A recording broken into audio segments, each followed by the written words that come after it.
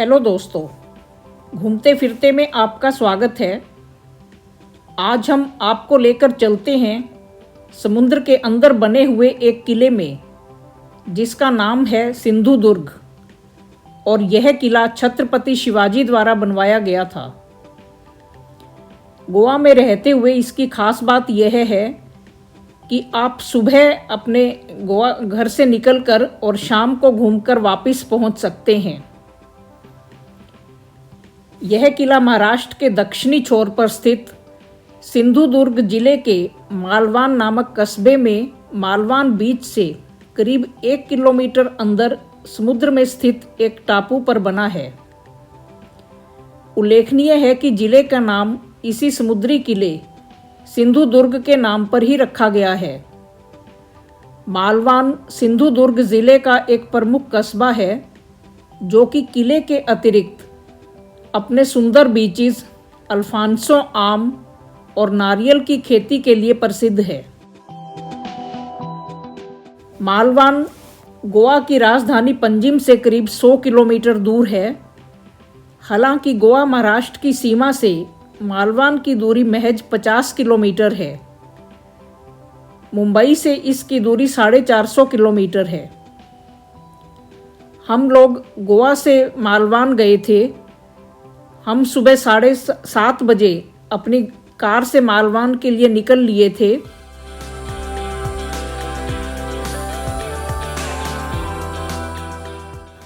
हम लोग करीब 75 किलोमीटर नेशनल हाईवे 66 पर चलते हुए उड़ाल नामक स्थान पर पहुंच गए। हम यहां से बाईं ओर मुड़ गए और इसके बाद ग्रामीण इलाके की खूबसूरती ने हमारा स्वागत किया। हम लोग बिना नाश्ता किए ही घर से चले थे। हमें एक साफ सुथरा रेस्टोरेंट दिखाई दिया, जिसके पास ही एक सुंदर झील थी जिसमें लाल रंग के कमल के फूल खिले हुए थे। नाश्ते का ऑर्डर देकर हम कमल के फूलों से भरी इस झील का आनंद लेने लगे।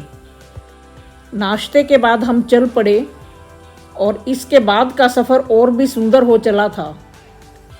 दोनों तरफ हरे भरे पेड़ थे और घुमावदार पहाड़ी रास्ता था।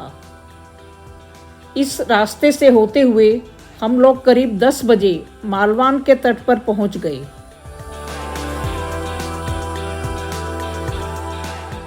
तो चलिए सैर करवाते हैं मालवान तट की।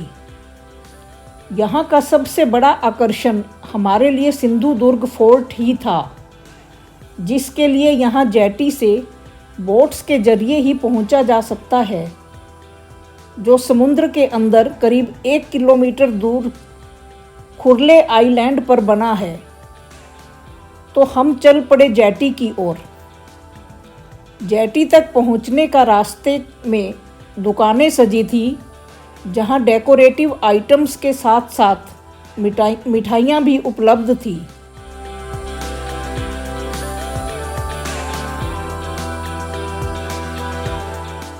हमने बोट का टिकट लिया, जो कि 100 रुपये प्रति व्यक्ति आने जाने के लिए था, और जेटी पर अपनी बारी का इंतज़ार करने लगे।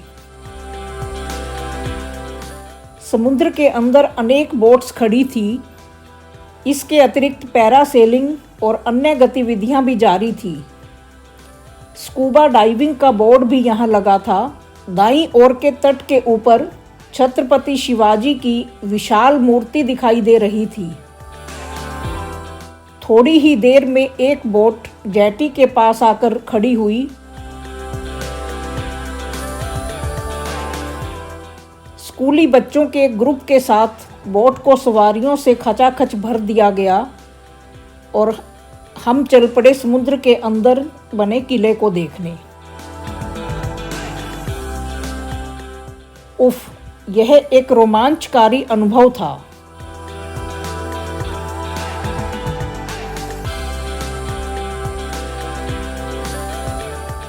ज्यों-ज्यों बोट समुद्र की गहराइयों में जा रही थी, लहरें मानो बोट को पटकने को उतारू थी। खैर, थोड़ी ही देर में हिचकोले खाती बोट किले के बाहर बनी जेटी के नज़दीक पहुंच गई। जेटी पर उतरते समय बोट के ड्राइवर ने हमें बताया कि 1.25 घंटे के बाद सब वापस आ जाएं, क्योंकि यही बोट तट पर वापस जाएगी। हम लोग बोट से उतरे और चल पड़े किले की ओर, जिसके चारों तरफ गोल बुर्ज बने थे। बताते हैं कि एक जैसे दिखने वाले बुर्ज इसलिए बनाए गए थे ताकि दुश्मन को यह पता न चल सके कि किले की एंट्री कहाँ से होगी। खैर, अब तो जेटी हमें एंट्री पॉइंट की ओर ले जा रही थी।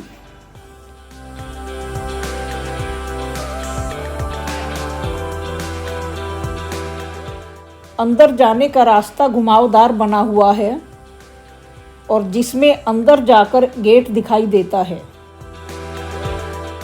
यह एहसास कि हम समुद्र के अंदर बने किले के अंदर हैं, हमें एक अजीब खुशी प्रदान कर रहा था। हम सोचने को मजबूर हो जाते हैं कि समुद्र के बीच में किला बनाने का आखिर क्या मकसद था। बता दें कि सिंधु दुर्ग का मतलब ही होता है समुद्री किला, और इस किले का निर्माण करवाया था इस क्षेत्र में भगवान की तरह पूजे जाने वाले छत्रपति शिवाजी महाराज ने। शिवाजी का जन्म 1630 में तत्कालीन बीजापुर सल्तनत के एक जनरल अथवा जागीरदार शाहजी के यहाँ हुआ था। बीजापुर सल्तनत लंबे समय तक मुगल साम्राज्य के विरुद्ध लड़ाइयाँ लड़ते रहे। इस बीच शिवाजी को अपने माता पिता के साथ एक किले से दूसरे किले में भागना पड़ा। अंततः बीजापुर को मुगल साम्राज्य के अधीन होना ही पड़ा और बीजापुर के नवाब ने शाहजी को पूना की जागीर सौंप दी। इन लड़ाइयों के बीच बड़े होते शिवाजी ने 16 वर्ष की आयु में बागी तेवर अपना लिए और बीजापुर सल्तनत के एक किले को अपने कब्जे में कर लिया। वहाँ मिली धन दौलत के सहारे उसने अपनी शक्ति को बढ़ाया और धीरे धीरे अनेक किलों पर अपना कब्जा जमा लिया। यही नहीं, शिवाजी ने दक्खन के अन्य सुल्तानों अहमदनगर और गोलकुंडा के विरुद्ध भी अभियान चलाए, जो सब तब तक मुगल साम्राज्य की अधीनता स्वीकार कर चुके थे।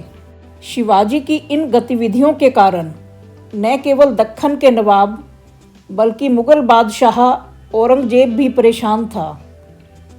शिवाजी कभी इससे युद्ध लड़ता तो कभी संधि कर लेता। ऐसे दौर भी आए जब शिवाजी को अपने हथियाए हुए किलों को वापस करना पड़ा। यहाँ तक कि औरंगजेब ने उसे बंदी भी बना लिया।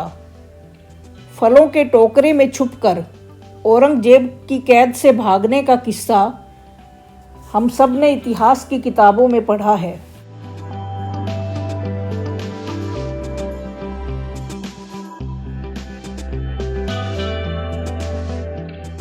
यह बात भी शायद आपने सुनी होगी कि स्वयं शिवाजी के पिता शाहजी शिवाजी की हरकतों से परेशान हो चुके थे, क्योंकि वो खुद बीजापुर सल्तनत के जनरल थे और उनका पुत्र मुगल साम्राज्य और दक्खन के सुल्तानों की नाक में दम किए जा रहा था। उन्हें बीजापुर सुल्तान से ये कहना पड़ा कि वो उन्हें बेदखल करते हैं और नवाब जो चाहे शिवाजी के साथ बर्ताव कर सकते हैं। सन 1657 में बीजापुर के सुल्तान ने अपने एक जनरल अफजल खां को शिवाजी को बंदी बनाने के लिए भेजा।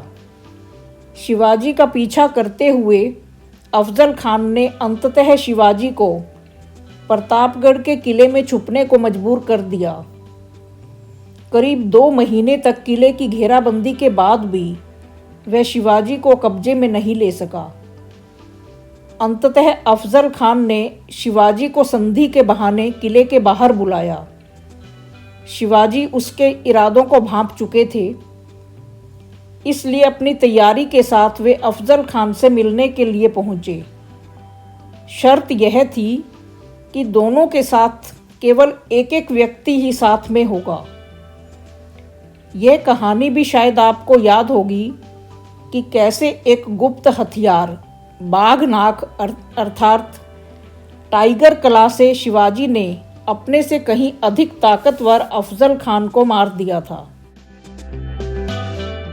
इसके बाद शिवाजी ने एक धमाके के जरिए अपनी फौज को यह संदेश भेजा कि वे अफजल खान की फौज पर आक्रमण कर दे।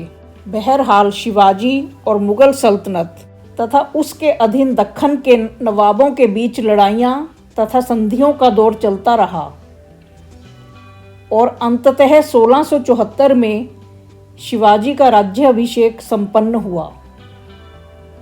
आगामी 6 वर्षों तक अपनी मौत से पूर्व शिवाजी मराठा साम्राज्य की आधारशिला रख चुके थे, जिसे उनके पुत्र शंभाजी ने विस्तार दिया।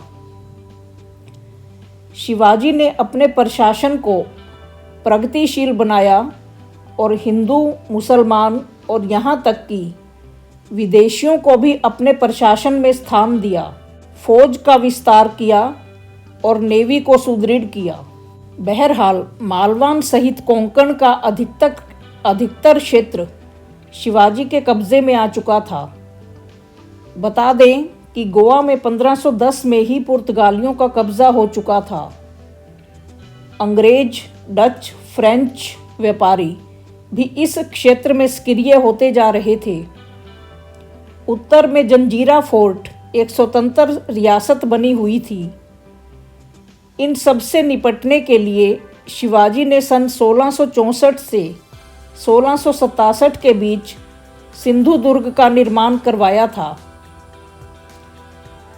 एक समुद्र के रास्ते से आने वाले हमलावरों के विरुद्ध सुरक्षा और दूसरा समुद्र के रास्ते होने वाले व्यापार पर टैक्स वसूलना। बता दें कि यह किला 48 एकड़ में बना है और इसकी दीवारें 30 फुट ऊंची हैं और दीवारों की चौड़ाई 12 फुट है। इसके बीच में एक बुर्ज बनाया गया है, जहां से दूर से आने वाले जहाज़ों पर नज़र रखी जा सके।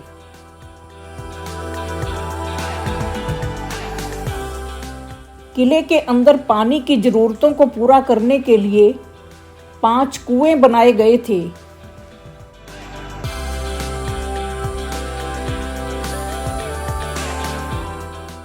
एक कुएं के ऊपर एक कमरा भी बना दिया गया है। आज यह किला वीरान है, लेकिन पर्यटकों की सुविधा के लिए स्थानीय लोगों ने अनेक दुकानें इसके अंदर बना दी हैं, जहां पर्यटक अपनी थकान मिटा सकते हैं।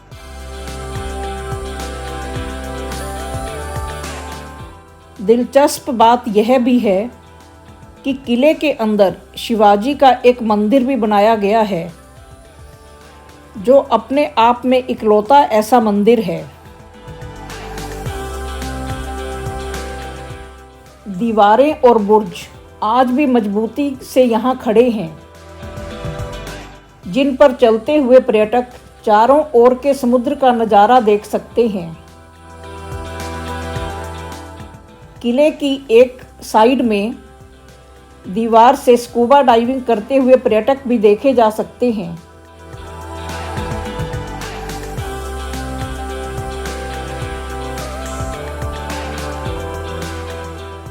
नारियल से के पेड़ किले की शोभा को और अधिक बढ़ा देते हैं।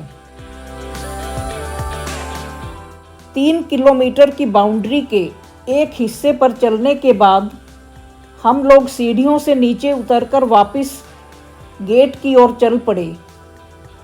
घुमावदार गेट से होते हुए हम जेटी की तरफ बढ़ चले।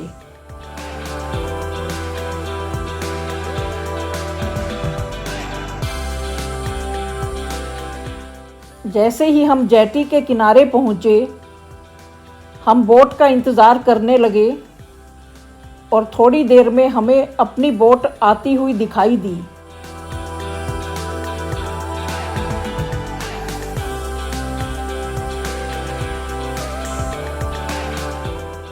धीरे धीरे सभी सवारियां बोट में सेट हो गई और वापसी भी हम हिचकोले खाती हुई बोट में बैठकर वापस तट पर आ गए। कुल मिलाकर यह एक रोमांचकारी अनुभव था।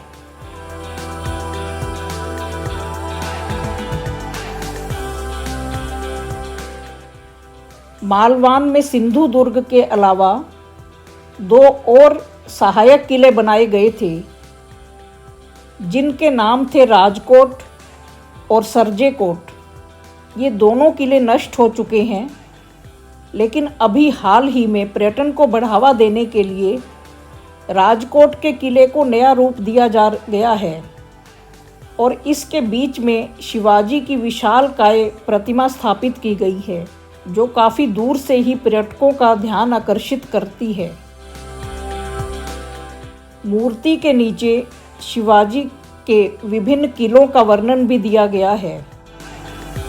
शिवाजी ने कुल 4 समुद्री किलों का निर्माण करवाया था।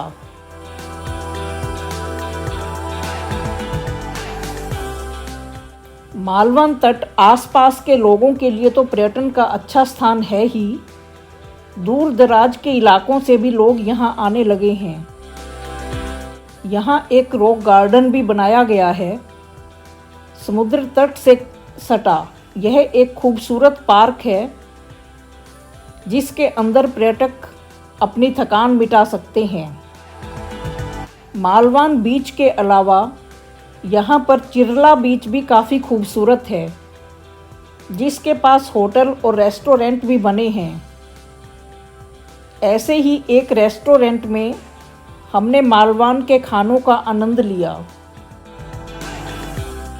खाना खाते खाते करीब हमें 3:30 बज चुके थे।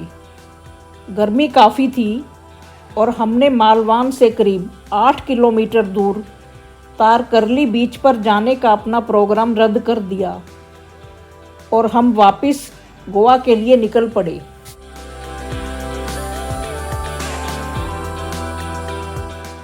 गोवा महाराष्ट्र की सीमा पर किरणपानी नदी के किनारे रुककर हमने चाय पी और पुल से नदी और सूर्य अस्त का नज़ारा देखा। यहाँ पर अनेक पर्यटक खड़े होकर यह नज़ारा देख रहे थे। कुछ देर हमने यहाँ सनसेट का आनंद लिया और इसके पश्चात हम अपने घर की तरफ चल पड़े। आशा है आपको यह वीडियो पसंद आई होगी। आप इसे लाइक और शेयर तो कर ही दें, और यदि अभी तक आपने सब्सक्राइब नहीं किया है तो इसे सब्सक्राइब भी कर दें। Thank you.